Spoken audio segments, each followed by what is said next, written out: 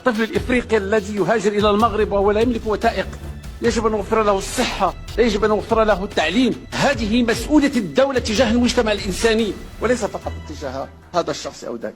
قد لا نملك إمكانيات ولكن علينا أن نقسم الإمكانيات التي نتوفر عليها مع المجتمع الإنساني ككل. أي طفلة في عمرها 4 سنين كنت داها لي يا بنتي.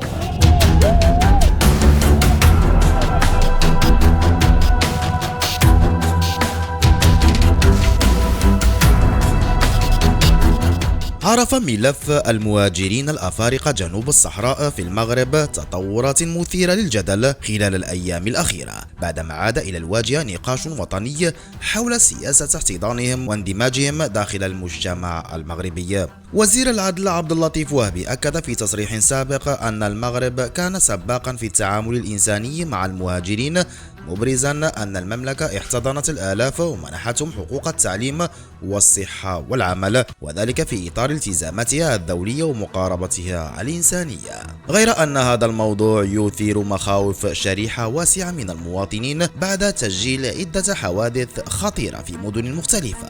فقد روت إحدى الأسر المغربية أن امرأة رفقة ابنتها ووالدتها وجدن أنفسهن في مواجهة اعتداء من طرف مهاجر قبل أن يتم إنقاذهن في آخر لحظة. كما أشارت شهادات أخرى إلى تعرض عائلات لهجمات متكررة ما اعتبر تهديدا مباشرا لأمنهم واستقرارهم. الأمر لم يتوقف هنا، إذ سجلت حالات تطاول بعض المهاجرين على رجال الأمن أثناء تدخلاتهم لفرض النظام، وهو ما يعقد الوضع أكثر ويطرح علامات استفهام كبرى حول مستقبل التعايش.